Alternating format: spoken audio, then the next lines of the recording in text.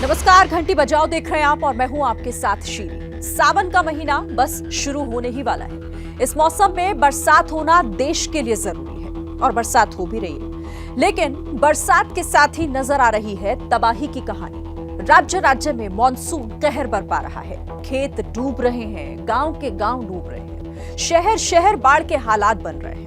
अब तक 800 से ज्यादा लोग बाढ़ और बारिश से जुड़ी घटनाओं की भेंट चढ़ चुके हैं। ऐसे में सवाल उठ रहा है कि क्या इन मौतों को रोका नहीं जा सकता? क्या इस तबाही को थामा नहीं जा सकता? और उससे भी बड़ा सवाल यह है कि जब आसमान से आफत आती है तो वो नेतागण कहां गायब हो जाते हैं, जिन्हें जनता बड़े भरोसे से चुनकर भेजती है। इसी सवाल का जवाब तलाशती हमारी पहली रिपोर्ट देखिए और बाढ़ के कहर के बीच जनता को भगवान भरोसे छोड़ने वाले नेताओं के खिलाफ 8422840000 पर घंटी बजाइए।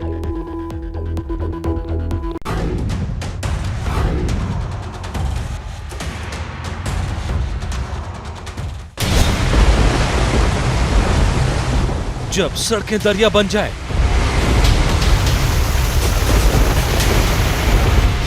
जब हाईवे पर होने लगे हाहाकार,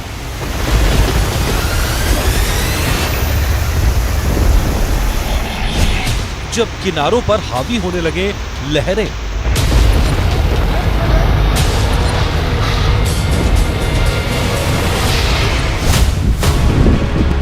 जब पानी में जिंदगी फंस जाए, जब लग जाए आसमानी आफत का आपातकाल, जब प्रलयकाल में जा रही हो लोगों की जान,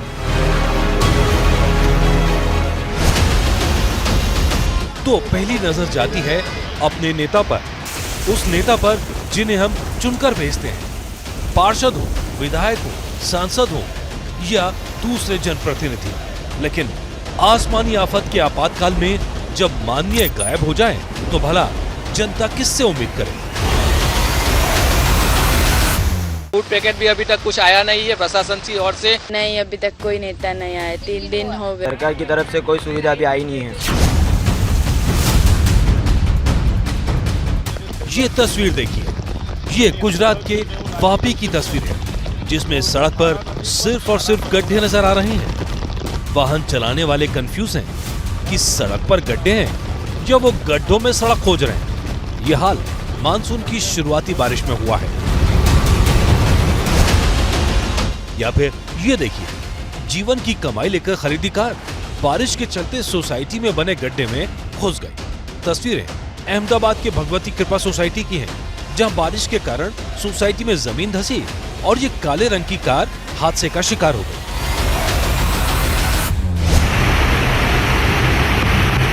पानी की रफ्तार देखकर लग रहा है जैसे कोई नदी बह रही हो, लेकिन ये कच्छ के नखत्राना इलाके की तस्वीरें हैं, जहां मूसलाधार बारिश के बाद रास्ता बंद हो गया।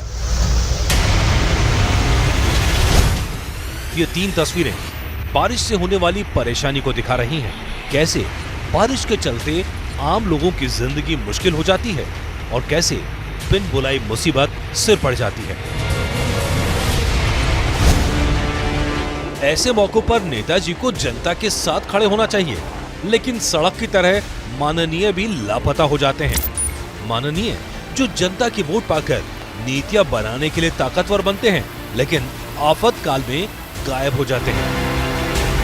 नहीं, कोई नहीं आया है, 3 दिन से हुआ है, लेकिन कोई देखने भी नहीं आ रहा है। कोई रात दिन भी देखने नहीं आ रहा। रात दिन से परेशान 3 दिन से। गुजरात के नवसारी शहर पर यह मूसलाधार बारिश किस कदर मुसीबत लेकर आई है, इन तस्वीरों में देखिए। पूरा शहर जलमग्न है। लोग छतों पर खड़े होकर सिर्फ तमाशा देख पा रहे हैं। तस्वीर आप देख सकते हो, छाती जितना पानी है और इस पानी के अंदर लोग रहने को मजबूर है। ये तस्वीरें आप देख सकते हो, पूरा का पूरा इलाका है नवसारी का भेसत खाड़ा इलाका है, महावीर अपार्टमेंट इलाका है। वहां पर इस प्रकार से जल भराव की तस्वीरें सामने आई हैं। हर किसी का घर पानी में डूबा हुआ है, घर का सामान पानी में डूबा हुआ है। आप बताइए कितने समय से यहाँ पर फंसे हुए हैं आप लोग? सड़कों का तो दूर दूर तक अता पता नहीं और लोगों की कमर कमर तक पानी है।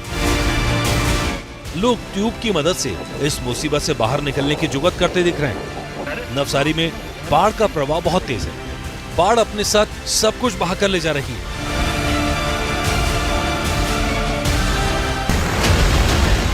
अब जरा नवसारी की वेरावल के रिंग रोड की सूरत देखिए। लोग अपनी गाड़ियां जहां की तहां छोड़कर चले गए। सड़कों पर कई फीट पानी है। यह नदी भी पुल के नीचे से खतरे के निशान के ऊपर बह रही है।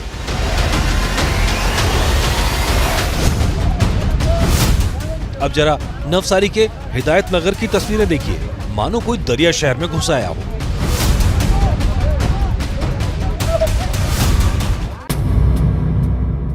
मैं इस वक्त मौजूद हूँ गुजरात के नवसारी जिले में और ये हिदायत नगर है। वलसाड़ के बाद अगर किसी जिले में सबसे ज़्यादा जो बाढ़ ने अपनी तबाही मचाई है वो नवसारी जिला है और ये हिदायत नगर है। आप देखिए कि जहाँ तक आपकी नज़र जाएगी आपको पानी ही पानी नज़र आएगा। मैं भी इस वक्त जो है लगभग कमर के ऊपर तक पानी है। इस इलाके में करीबन 200 से 250 बस्ती है जिनमें सैकड़ों परिवार जो है इस समय रह रहे हैं। इस वक्त ये स्थिति है कि खाना भी नहीं है, पानी भी नहीं है। पानी भर गया है घर के अंदर, 4 फुट 5 फुट पानी घर के अंदर है। हमारी हालत बहुत ख़राब है। जल्द से जल्द हमको कोई ना कोई मदद भेजे।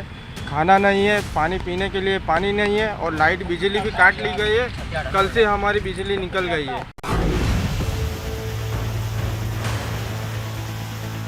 नवसारी का हाल आपने देखा, लेकिन नवसारी के रंगून नगर के निवासियों का आरोप है कि कोई नेता उनकी परेशानी पूछने नहीं आया।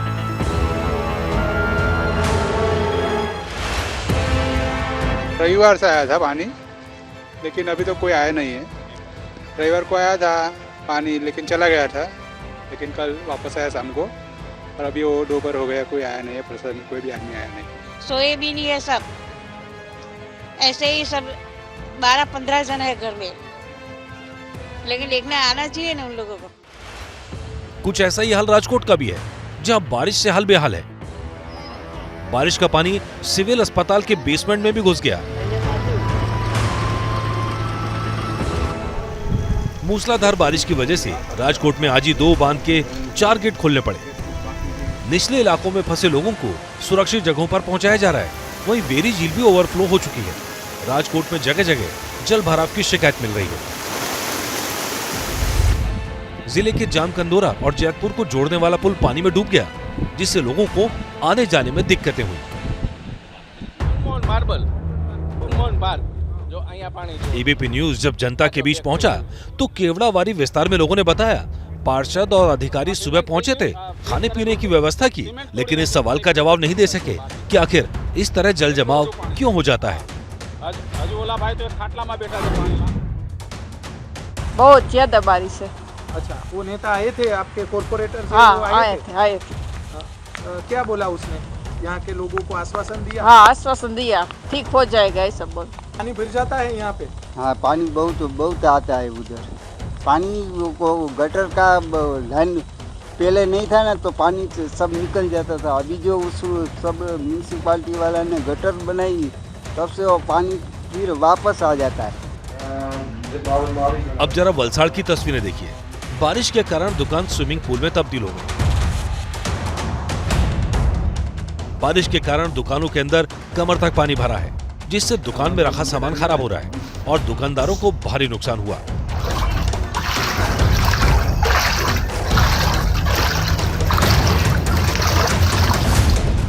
इस वक्त मौजूद हूँ वलसाड़ के दाना मार्केट में और आप देखिए कि तस्वीरें आपको जहाँ तक चारों तरफ दिखाई दे रही होंगी, आपको तबाही का मंजर जो है वो नज़र आ रहा होगा। लगभग 2 से 3 किलोमीटर के दायरे में मार्केट फैला हुआ है और तकरीबन 100 से 150 दुकानें जो हैं वो इस बाढ़ की चपेट में आए हुए हैं। कल की स्थिति यहाँ पे ये थी कि लगभग 8-8 फुट तक पानी था, लेकिन अब पानी उतर गया है। लेकिन आप देखिए कि किस तरीके से पानी उतरने के बाद जो है तस्वीरें आपको मैं दिखा रहा हूँ कि अलग अलग दुकानों से करोड़ों का नुकसान जो है इन दुकानदारों को हुआ है। सर 14-1 लाख का नुकसान हुआ है मेरा।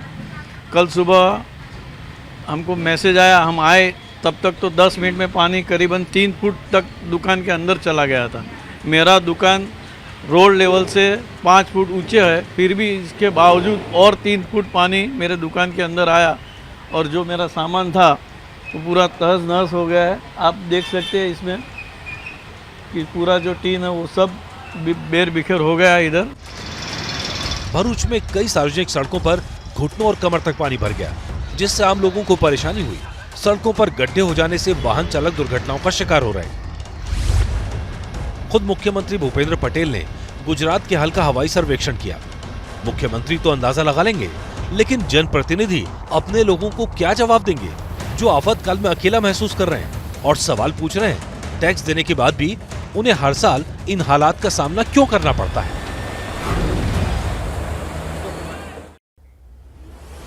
देखिए, चुनाव के समय जो जनता जनार्दन की तरह पूजी जाती है, आफतकाल में उसकी सुध भी नहीं ली जाती। ये बात सिर्फ एक राज्य या एक जिले भर की नहीं है, हर इलाके की कहानी एक जैसी ही है। जनता परेशान है कि नेता मुसीबत के वक्त लापता हो जाते हैं।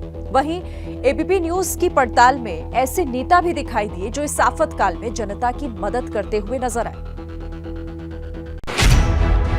बाढ़ सिर्फ तबाही नहीं लाती, ऐसा दर्द भी लाती है जिसकी कोई दवा नहीं। नवसारी के रुस्तम इलाके में 70 वर्षीय बुजुर्ग महिला की मौत हो गई, लेकिन जल जमाव के कारण महिला का अंतिम संस्कार नहीं हो पाया, जिसके बाद दमकल विभाग की टीम ने नाव के जरिए महिला के शव को निकाला।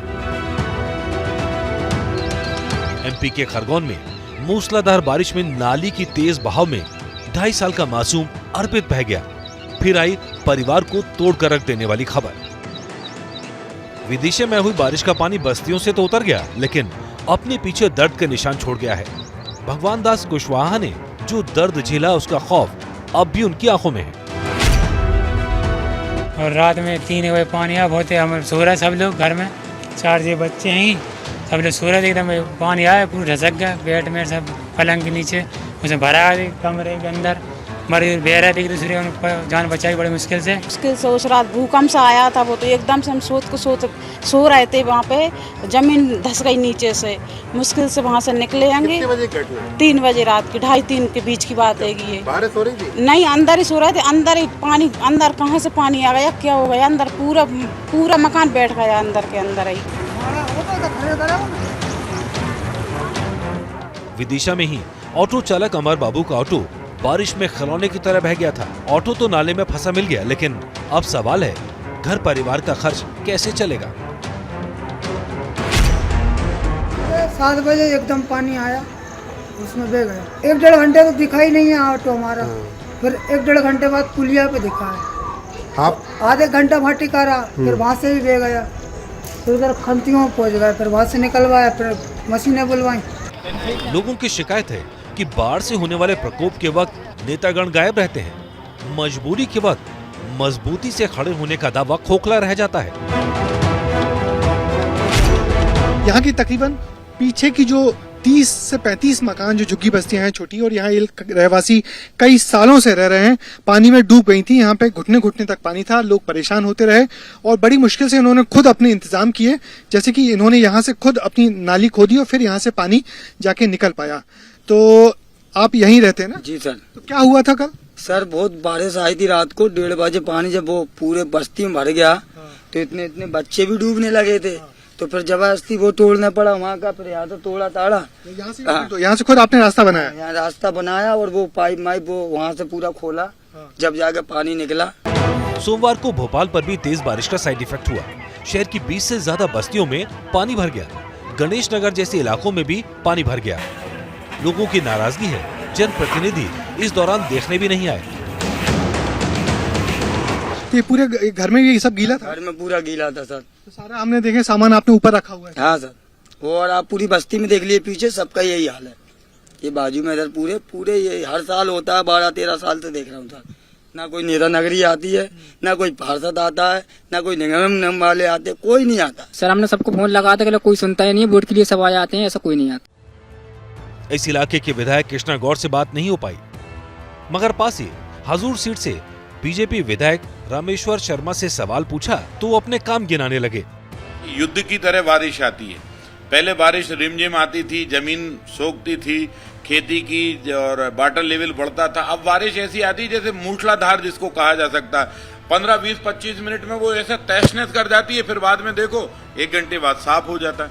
पर बारिश पर एक साल लगातार काम करने की आवश्यकता है, जिससे शहर को कभी किसी भी प्रकार का यातायात भी बाधित ना हो और नागरिकों को भी सुरक्षित जीवन जीने और आनंद की जिंदगी जिए, कभी बारिश के कारण दहशत या किसी का नुकसान ना हो।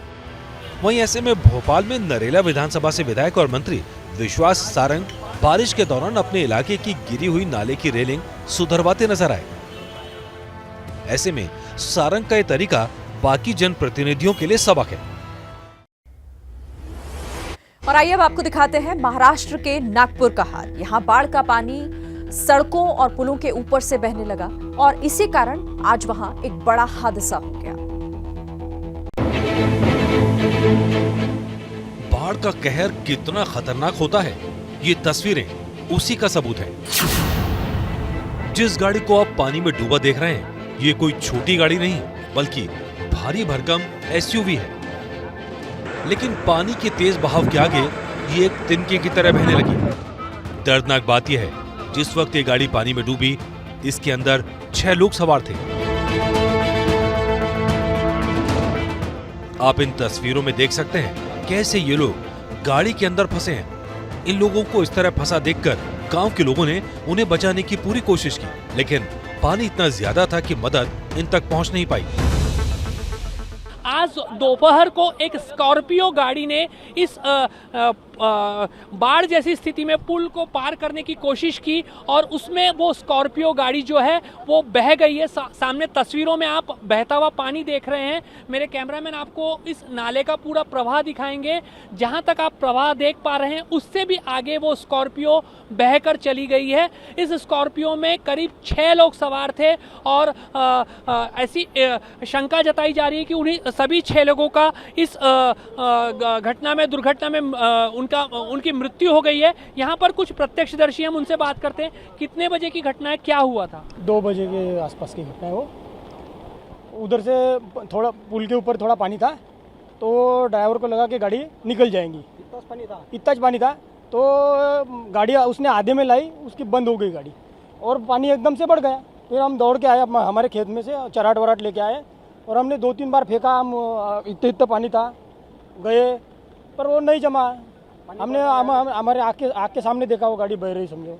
कितनी देर तक पुल पे वो गाड़ी अटकी हुई थी और उसमें कितने लोग सवार थे? 20 मिनट तक थी। हमको 4 जन दिख रहे थे पूरे, वो तो आदमी अंदर थे और लोग, पर हमको 4 जन, एक ड्राइवर, एक लड़का और एक इधर साइड की लेडी और एक वो पीछे एक आदमी था। उन्होंने चराट डाला था वो ट्रक वाले ने, तो ट्रक वाले ने चराट डाला था, उनको चराट छपड़ा भी। फिर उन पानी का बहाव इतना था कि वो चराट तोड़ के भग गई। पुलिस की टीम भी यहाँ मदद के लिए पहुंची, लेकिन तब तक काफी देर हो चुकी थी। पुलिस का कहना है, अगर गाड़ी का ड्राइवर बरसाती नाले में डूबी पुलिया से गाड़ी ले जाने की कोशिश न करता तो शायद ये हादसा न होता।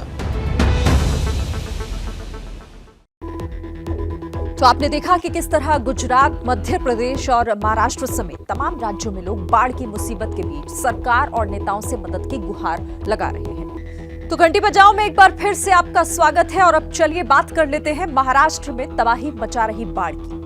बारिश और बाढ़ के कारण पूरे महाराष्ट्र में अब तक 80 से ज्यादा लोगों की जान जा चुकी है। महाराष्ट्र के करीब 6 जिलों में भारी बारिश का रेड अलर्ट है, लेकिन इस बीच महाराष्ट्र के अलग अलग इलाकों से जो तस्वीरें आ रही हैं उन्हें देखकर ये सवाल उठता है कि क्या सरकार से लेकर प्रशासन को पहले ये नहीं पता था कि बारिश के मौसम में कहां-कहां बाढ़ आती है, और अगर ये मालूम था तो उस बाढ़ से बचाने के लिए क्या तैयारियां की गई। चिंता की बात यहाँ ये है कि बाढ़ का ये कहर गांव या छोटे शहरों से ज्यादा उन बड़े शहरों में नजर आ रहा है जिन्हें विकास का इंजन माना जाता है। तो घंटी बजाओ के इस हिस्से में देखिए हमारी पहली रिपोर्ट की आखिर क्यों डूब रही है स्मार्ट सिटी।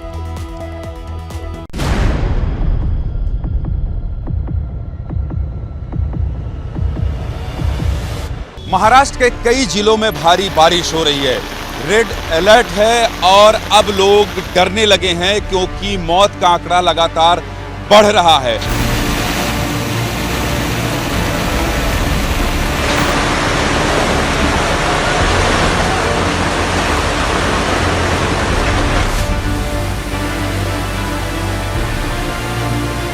स्थिति गोदावरी नदी की कैसी हो गई है शहर में जो पंचवटी का इलाका है उसकी हालत क्या हो गई है। और जहां लोग डुबकी लगाते थे, जहां लोग दर्शन करने आते थे, वहां पर देखिए कैसे पूरा जल स्तर बढ़ गया है और मंदिर और कुंड पूरे डूब गए हैं।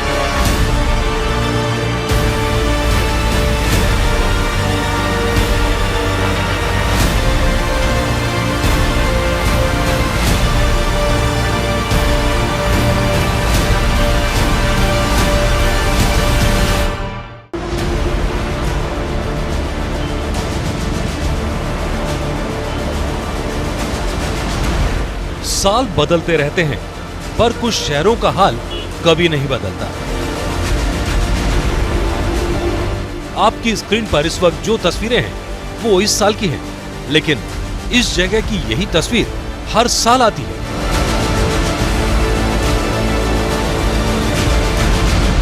ये महाराष्ट्र का नासिक शहर है।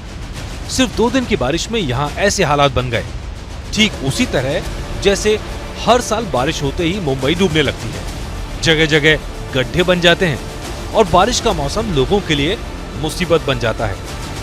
महाराष्ट्र के इन 2 शहरों की तस्वीर हम आपको इसलिए दिखा रहे हैं क्योंकि इनकी गिनती न सिर्फ स्मार्ट सिटी में होती है, बल्कि ये महाराष्ट्र की औद्योगिक गतिविधियों के केंद्र हैं। राज्य के विकास के चमचमाते विकास की तस्वीर है।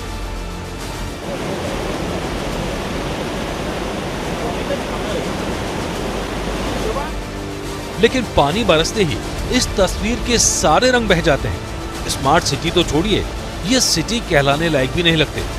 नासिक शहर में इस वक्त जो हाल है, ऐसा लग रहा है अगर बारिश ना रुकी तो पानी का दरिया शहर में ही घुस जाएगा। स्थिति गोदावरी नदी की कैसी हो गई है, शहर में जो पंचवटी का इलाका है उसकी हालत क्या हो गई है। और जहां लोग डुबकी लगाते थे, जहां लोग दर्शन करने आते थे, वहां पर देखिए कैसे पूरा जल स्तर बढ़ गया है और मंदिर और कुंड पूरे डूब गए हैं। तो कुल मिलाकर यही स्थिति है नासिक में। और जो प्राचीन मंदिर है यहाँ पर देखिए, किसी समय यहाँ गृह मंत्री अमित शाह भी आए थे डुबकी लगाने के लिए, और आगे राम कुंड है। लेकिन कुछ भी मैं आपको बताऊं और दिखाऊं, आपके समझ में नहीं आएगा। जो नासिक का व्यक्ति है उसे ही वही समझ पाएगा कि ये जगह कैसी है और ये इस जगह में जल स्तर कितना बढ़ गया है। केवल इसी तरफ नहीं बल्कि इस तरफ देखिए आप, जो घर हैं उन घरों की स्थिति देखिए, आधे आधे पूरे डूब गए हैं। और बीच में लाइट लगी है और उस पोल की ऊंचाई देखिए कि कितना ऊंचा वो पोल है और नीचे से जो है पानी जा रहा है। तो जो अगल बगल जो घर हैं वो घर भी अब इस बाढ़ से जो तबाही आ रही है उसकी जद में आ रहे हैं। जो दुकानें हैं वो पूरी तरह से डूब गए। गोदावरी नदी में बढ़ते पानी ने लोगों को डराना शुरू कर दिया है। आसपास के लोगों का कहना है जिस जगह ये पानी भरा है वहाँ 2 दिन पहले तक लोग जाया करते थे। जो रहवासी लोग हैं एकदम आनंदी में, और मेला लगता है इधर। जो रामकुंड है वो जो सामने 2 मुखी मारुति है वो रामकुंड कहलाता है। और अभी की जो परिस्थिति है वो एकदम विकट हो चुकी है, क्योंकि इतनी बड़ी बाढ़ जो साल में ऐसी बहुत बाढ़ आती है। इससे पहले कभी इतना बारिश नासिक में आया? 2018 में जो पहली बाढ़ आई थी। सवाल है कि ये हालात क्यों बने? आखिर क्यों नासिक की गोदावरी नदी पूरे शहर के लिए काल बनकर उफन रही है? इन सवालों का जवाब ढूंढने के लिए एबीपी न्यूज संवाददाता ज्ञानेंद्र तिवारी उस पानी के बिल्कुल करीब तक गए जो शहर को अपनी जद में लेने के लिए तैयार है। जितना पानी अभी भरा है, इस पानी को देखकर आपको ऐसा लग रहा होगा कि ये पूरा नदी का हिस्सा है, लेकिन ये नदी का हिस्सा नहीं है। नदी का हिस्सा है, नदी के ठीक बगल में सड़क का हिस्सा है। और सड़क से जहां से आवागमन हो रहा था, आम जनता आवागमन कर रही थी, वहां की स्थिति क्या है मैं जरा वो भी दिखा दूं आपको। यहाँ पुलिस ने बैरिकेड लगाकर रोक दिया है और देखिए कुछ लोग ये हैं जिन्हें उम्मीद है कि ये पानी कम हो जाएगा। अब देखिए ये सड़क थी, दीपेश वही रहिएगा, ये सड़क थी और इस सड़क के सहारे लोग मंदिर, उस तस्वीर को जूम कीजिए, देखिए गुंबज का बिल्कुल ऊपरी हिस्सा दिख रहा है। अब इससे अंदाजा लगाया जा सकता है कि वहां लोग आते थे और दर्शन करते थे। इसका मतलब ये है कि पूरा मंदिर डूब गया है। और ये देखिए कुछ लोग यहाँ पर हैं, ये टेलर्स का काम करते हैं और ये अपनी दुकानों को, क्योंकि इनके दुकान से पानी थोड़ा कम हो गया है, लेकिन बाकी दुकानें जो हुई हैं इन दुकानों को पूरा साफ कर दिया गया है। और कोशिश ये की गई है, मैं आपको दिखाने की कोशिश करता हूँ कि सामान निकाल लें, लेकिन फिर भी कुछ सामान, दीपेश जरा उधर जाइए आप, कुछ सामान बचा हुआ है और ये शटर डाउन है। इसके अलावा पूरे दुकानों में पानी भर गया है। तो कुल मिलाकर नदी के अगल बगल जो गांव हैं, मुझे ये बताया जा रहा था कि जो 2-3 गांव हैं वो 2-3 गांव भी पूरी तरीके से लगभग वहां पर जनजीवन प्रभावित है और लोग डूब रहे हैं। जैसे जैसे पानी बढ़ रहा है वैसे वैसे यहाँ बनी दुकानें डूबती जा रही हैं।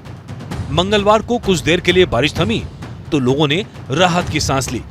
किसी तरह दुकानों तक पहुंचकर अपने सामान को बचाने में लोग लग गए।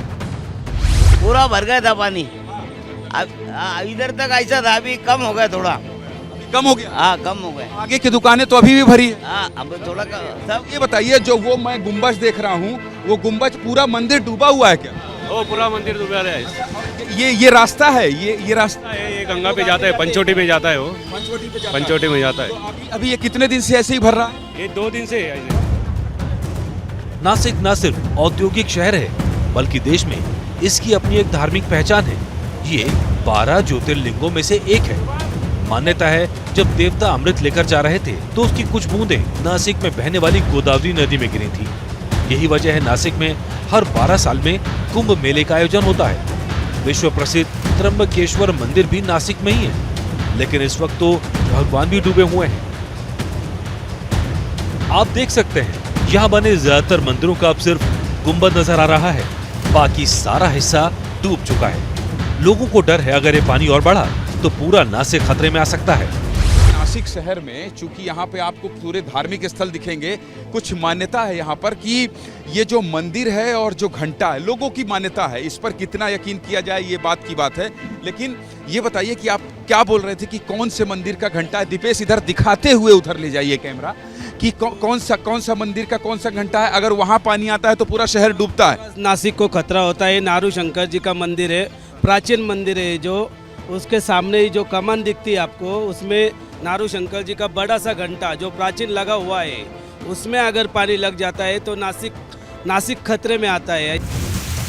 यहाँ के लोगों का दावा है कि 1993 में ऐसा ही हुआ था, लेकिन इस धार्मिक विश्वास से अलग हटकर अगर जमीनी हालात की बात की जाए तो नासिक में हर साल बारिश में गोदावरी नदी का पानी इसी तरह बढ़ जाता है और आसपास के इलाके पूरी तरह डूब जाते हैं।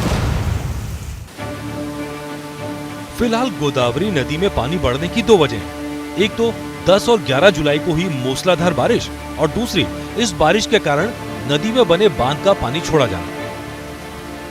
नासिक शहर जिसकी वजह से पानी हुआ है, उसकी वजह तलाशते हुए हम पहुंचे हैं यहाँ गंगापुर डैम। और गंगापुर डैम का वो 7 गेट जो आप पीछे देख रहे हैं, दीपेश कैमरे की नज़र से दिखा रहे हैं, इन्हीं 7 गेट को खोला गया है क्योंकि गंगापुर डैम में पानी बहुत ज़्यादा भर गया है लगातार 2 दिन से हो रही बारिश की वजह से। अब इन 7 गेटों को खोल दिया गया है और जो पानी उससे निकल रहा है, उस पानी का फ्लो देखिए आप, और ये जो फ्लो है यही जाकर गोदावरी नदी में मिल रहा है और जिसकी वजह से गोदावरी नदी में बाढ़ आई है, गोदावरी नदी उफान पर है। और शहर नासिक शहर में जो मंदिर है, जो पंचवटी का इलाका है और इसके अलावा जो रामकुंड है जहां पर लोग पहुंचकर श्राद्ध का कार्यक्रम करते हैं, वो पूरा इलाका भर गया है क्योंकि जब इतने फ्लो में पानी 2 दिन से निकल रहा हो यहां से, तो आखिर ये पानी कहां जाएगा। देश के 18 राज्यों पर बाढ़ और बारिश का कहर है। 800 से ज्यादा मौत हो चुकी है।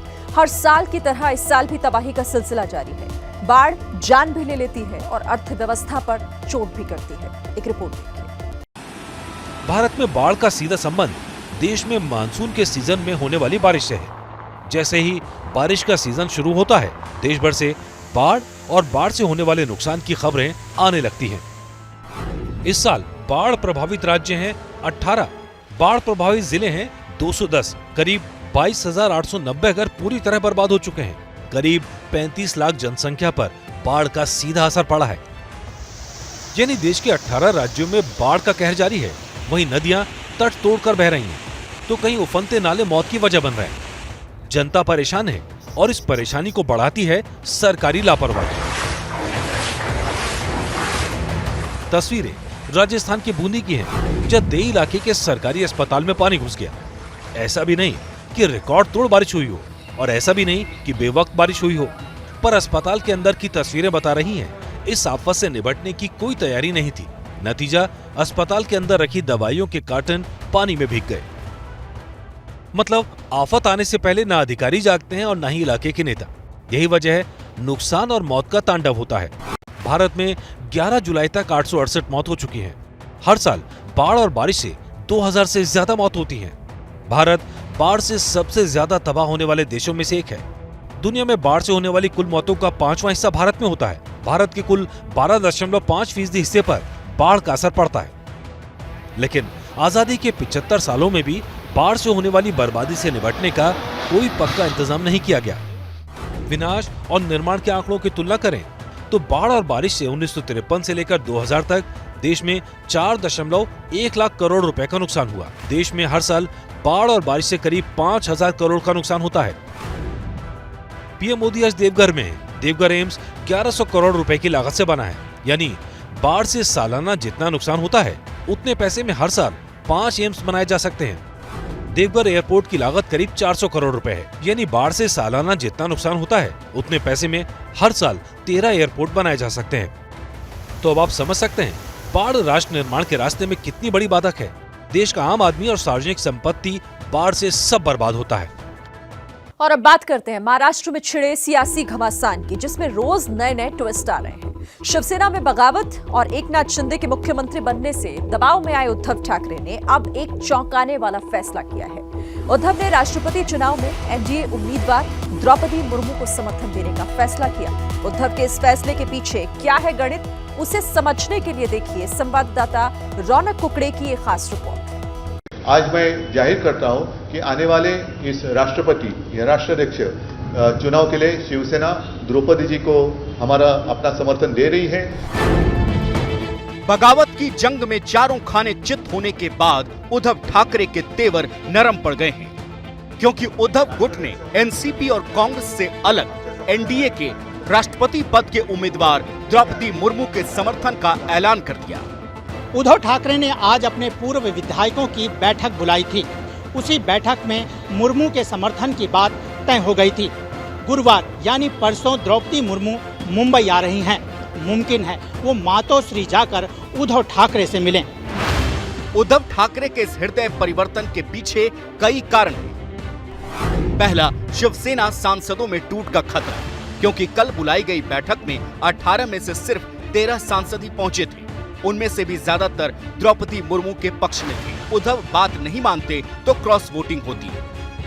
दूसरा कारण है पार्टी छिन जाने का खतरा, क्योंकि पार्टी के 39 विधायक पहले ही शिंदे के साथ जा चुके हैं। अब सांसद भी गए तो शिवसेना के सिंबल पर भी खतरा आ जाएगा। और तीसरा कारण हो सकता है बीजेपी के साथ वापस लौटना। उद्धव ठाकरे को ये ऑफर बागियों ने पहले ही दिन दे दिया था। हो सकता है कि मुर्मू को समर्थन देना एनडीए में वापस लौटने का सम्मानजनक तरीका हो। अगर कयास सही साबित होते हैं, उद्धव की घर वापसी होती है, तो मुमकिन है कि उन्हें पूरी पार्टी की कमान फिर मिल जाए और शिंदे सीएम बनकर विधायी काम देखते रहे। राष्ट्रपती पदाची जी निवडणूक होते आहे यामध्ये एक आदिवासी महिला द्रौपदी मुर्मू हे कॅन्डिडेट आहेत आणि आमच्या सर्व 50 लोकांचं समर्थन त्यांना आम्ही दिलेलं आहे। महाराष्ट्र में नगर निगम चुनाव कुछ दिनों की दूरी पर खड़ा है। ऐसे में उद्धव गुट और बिखरा तो पार्टी मातोश्री तक सिमट जाएगी। शिंदे और बीजेपी मिलकर फिर से बाजी मार ले जाएंगे। शायद यही वजह है कि शिवसेना ने थक हार कर एनडीए उम्मीदवार को चुना।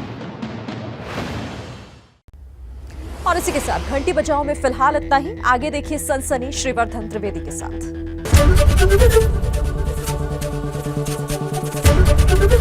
एबीपी न्यूज आपको रखे आगे।